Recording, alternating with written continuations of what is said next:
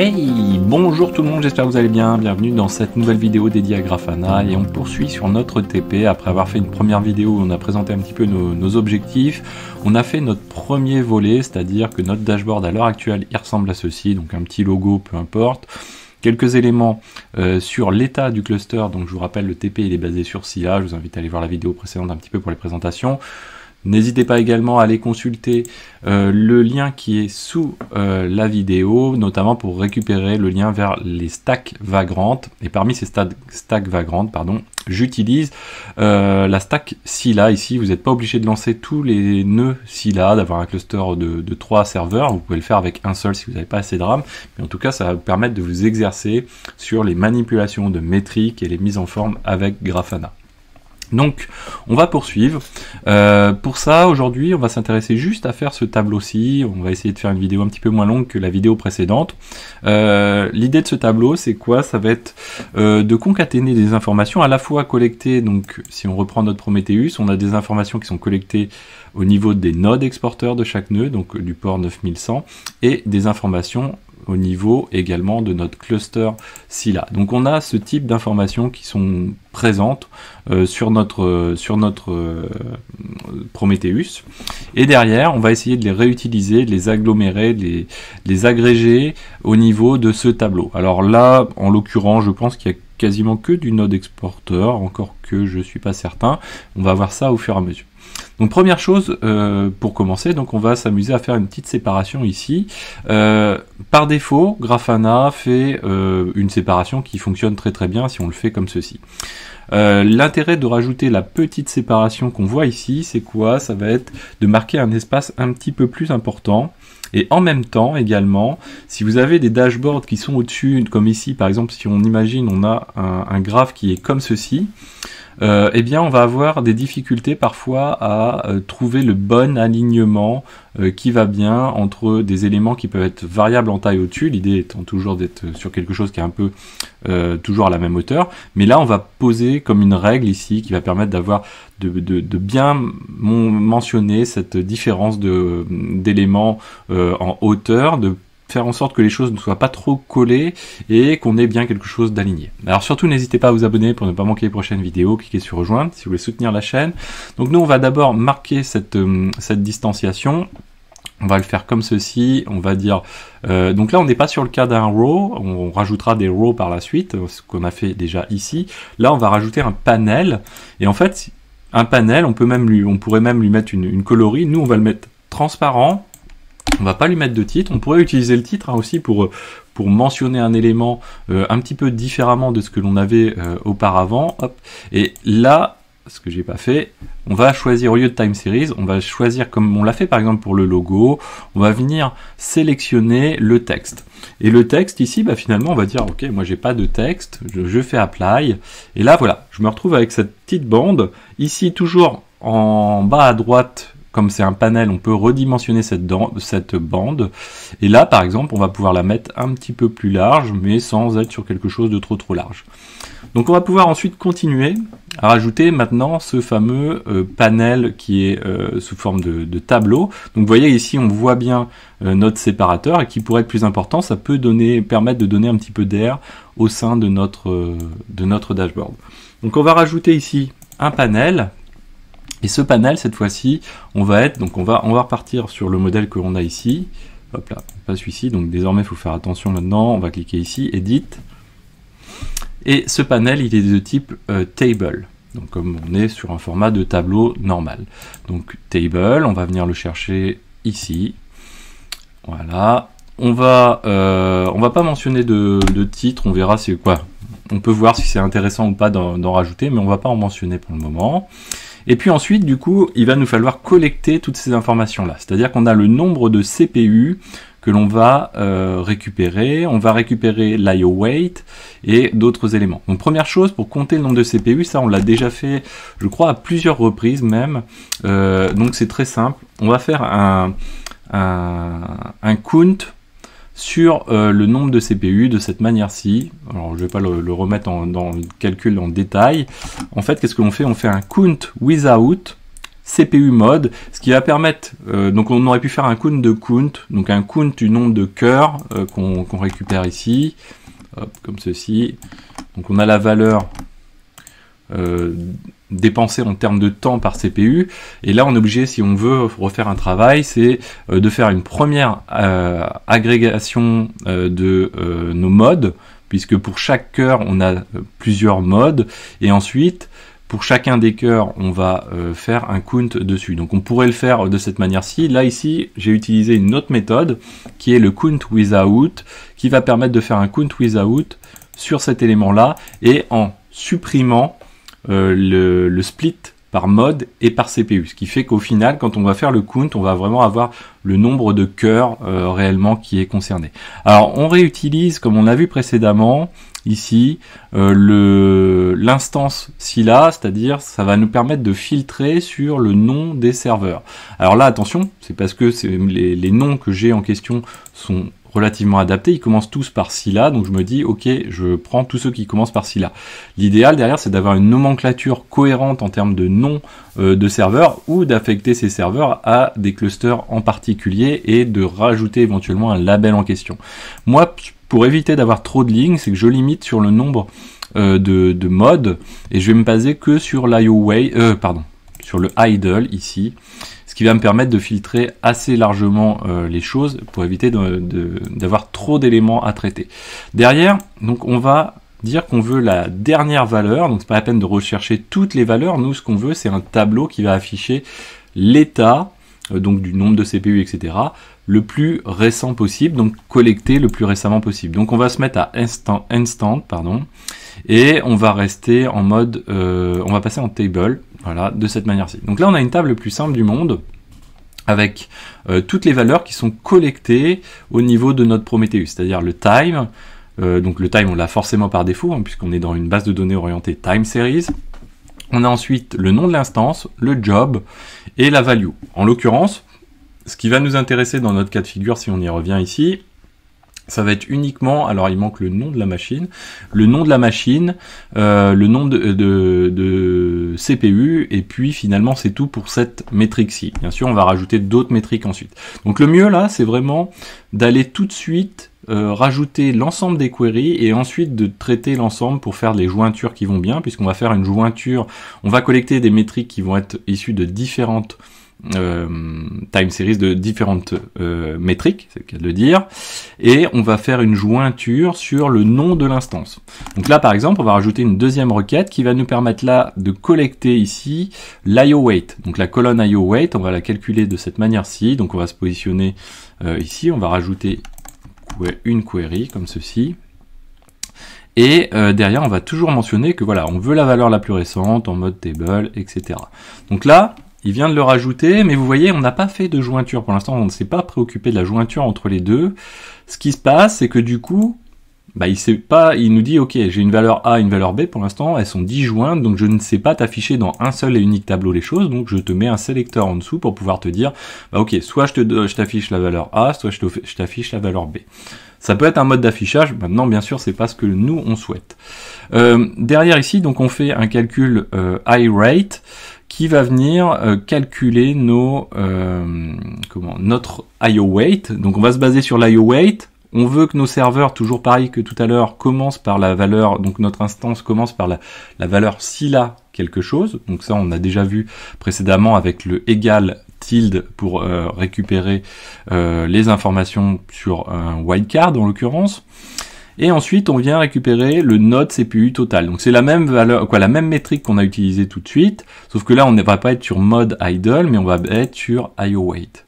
Ensuite on va faire un rate dessus, donc ça va être un calcul d'évolution.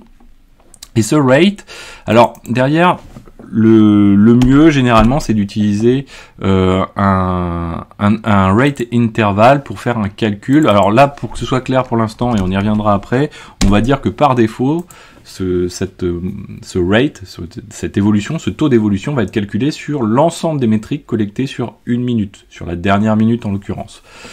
Et là, du coup, derrière, on va dire qu'on va faire une moyenne. Une fois qu'on a fait l'évolution comme ceci, donc le rate en question de l'IO weight, eh bien, on va calculer la moyenne si jamais on a plusieurs éléments à regrouper. On va rajouter une autre requête, du coup on procède exactement de la même manière, donc la C cette fois-ci, et là on va s'intéresser toujours à notre CPU, mais on va calculer le load average, mais pas le load average simple, on va calculer le load average par CPU. Donc pour ça, première chose, on va récupérer le load average ici, vous voyez le load average sur 1 minute, donc le plus récent. Et ensuite, on va faire un count, comme on a fait lors de la première ligne, pour récupérer le nombre de cœurs. Donc ce calcul-là, c'est exactement la même chose que ce qu'on a fait sur le mode idle qu'on a vu plus haut. Il nous sert juste à faire la division du load average par cette valeur-là, et on dit qu'on en retient le maximum si jamais on a si on a un choix à réaliser éventuellement. Hop là, je suis passé où Ah oui, je suis pas dans la bonne... Hop, voilà. On va revenir ici. On va la coller ici. Et là, toujours même principe. On va dire, ok, mais c'est de l'instant, c'est du table. Et voilà. Voilà pour celui-ci. On reviendra ensuite sur les petits compléments qui nous sont fournis ici en nous indiquant que c'est un counter. Donc sur un counter, il vaut mieux utiliser du rate ou ce genre de choses. On y reviendra ensuite. Donc au fur et à mesure, vous voyez que notre liste déroulante ici se complète. On va venir ajouter une autre requête encore pour une autre valeur. Donc là, on était sur le load. Il nous manque la RAM totale de la machine, la RAM utilisée pour la machine. Donc la RAM totale, même principe. Node memory, même total bytes. On va filtrer sur le nom de la machine, et là pour le coup nous on la veut en giga, donc on va diviser 3 fois par 1024 puisqu'on va être en bytes par défaut. Donc on va venir le mettre ici, on va mentionner instant et table. Donc on va accélérer un petit peu, on va faire la même chose encore une fois, cette fois-ci pour la memory utilisée. Donc là on va toujours repartir sur la memory, donc la memory totale auquel on va retirer certains éléments pour en déduire ce qui a été utilisé. C'est-à-dire que si on prend la memory totale moins la memory libre plus celle qui est en cache, donc libérable, plus les buffers, normalement on obtient cette mémoire qui est réellement utilisée. Donc là c'est ce qu'on va venir ajouter en petit f, hop, ici, comme ceci. On va choisir instant, ici, et table. Alors je m'aperçois que je suis arrivé au petit f, il doit m'en manquer un. La memory totale, on l'a bien aussi. Ensuite on a le max load en C. On l'a aussi. On a également donc... Ah oui, ok, c'est parce qu'ils sont inversés ces deux-là. Ok, très bien. Donc du coup, on peut continuer parce qu'elles sont pas forcément dans l'ordre. Vous voyez ici, on repasse à la A. On peut ordonner ensuite l'affichage des éléments en déplaçant les blocs de requête, ce qui va nous permettre ensuite de récupérer les éléments de dans un ordre différent. Donc ensuite, on va récupérer la taille totale de notre file system. Alors en l'occurrence, moi, je suis sur ScyllaDB. J'utilise / par défaut pour l'intégralité, donc j'ai pas de file system sur des partitions différentes. Le mieux, c'est derrière, si vous avez les data, le commit log, etc., de splitter en fonction de ces éléments-là. Nous, on va venir rajouter donc cette requête, qui est toujours en instant, qui est en table, et on le retrouve ici. Alors n'hésitez pas à consulter le lien qui est dans la description de la vidéo, qui vous fournit également le modèle du template en JSON. Vous pouvez le recopier et le regarder plus finement, plutôt que de recopier l'ensemble des éléments. Ensuite, on va regarder ce qui est donc utilisé. Voilà, je vais chercher la colonne, utilisé ici. Donc pour ça, on va partir toujours de la même principe, c'est on a la taille totale de notre slash, on va déduire ce qui est libre, et du coup on en déduit ce qui a été utilisé, on divise 3 fois par 1024 pour avoir les gigas, et ça nous donne quelque chose d'assez lisible. Donc là on passe en instant, en table, comme ceci. Donc maintenant, voilà, c'est très bien, on a nos listes déroulantes, mais nous, ce qu'on voudrait, c'est quand même afficher tout sous la forme d'un même tableau. Donc on va, pour ça, utiliser la partie transformation. Alors on peut d'ores et déjà le passer en transparent, ça on l'a fait, et on va passer en transform. Alors là, on pourrait utiliser, on va voir le merge s'il fonctionne. Je crois qu'il a l'air d'avoir fonctionné. Toc toc toc, qu'est-ce qu'on a tout? Il me semble qu'on a tout. Donc on a utilisé le merge. Ici, si vous regardez, j'avais pas utilisé le merge, il me semble. Voilà, j'avais utilisé une jointure, donc join by field, et je peux aller préciser le type de jointure, outer ou inner. Donc ça, c'est ce qu'on retrouve classiquement en MySQL, en SQL, pardon. Et la valeur, le champ qui va nous permettre de faire la jointure. Merge fait ça de manière automatique, vous voyez qu'il a pu faire ce qu'il souhaitait. Maintenant, on va trier les champs, donc comme on l'a fait ici, les champs, on va filtrer les champs qu'on va récupérer par nom. Filter by name, voilà. Et là, on va sélectionner ce que l'on souhaite. Nous, on ne souhaite pas avoir le time, on souhaite garder l'instance, le job, on s'en fiche du nom du job. On va récupérer donc la value A, B, C, donc toutes les values, on les récupère. Ensuite, le device, on pourrait le garder éventuellement, ça peut être pas complètement moche. Le type de file system, dans mon cas de figure ici, ça n'a pas grand intérêt, d'autant plus que si je le fais de manière industrialisée, mon installation automatisée, ce sera toujours le même type de file system sur l'ensemble des machines quand même. On pourrait l'afficher pour le montrer, mais ça n'a pas forcément grand intérêt. Ensuite, je garde les values F et G. Maintenant, on va s'intéresser à l'affichage du nom qui va avec. Donc pour renommer, c'est très simple, on va utiliser toujours le regex, rename by regex. Et là, donc par exemple, on va prendre value A. Donc on va mettre value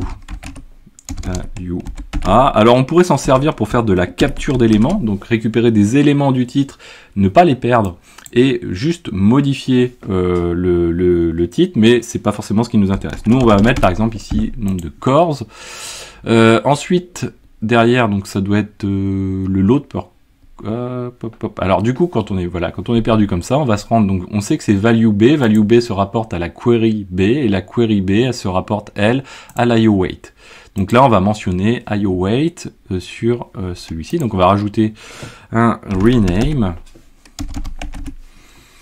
by regex comme ceci, et on va dire qu'on est à value B. Donc on recherche le titre qui contient value B, et ce titre qui contient value B, on va venir le remplacer par, on a dit IOWait, voilà, comme ceci. Donc c'est en pourcentage, hein, l'IOWait, on peut me rajouter un petit pourcentage comme ceci. Ensuite ici c'est le load per core, donc on peut même dupliquer cette ligne là pour gagner un petit peu de temps, si je dis pas de bêtises. Toc toc toc, enable. Ah non, je pensais qu'on pouvait les dupliquer celle-ci. Non, je dis une bêtise, ok. Donc toujours rename by regex. Donc là, hop.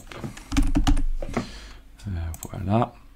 Et là, on va s'intéresser cette fois-ci donc à value C, comme ceci. Et value C, on va lui dire load per core. Voilà, comme ceci.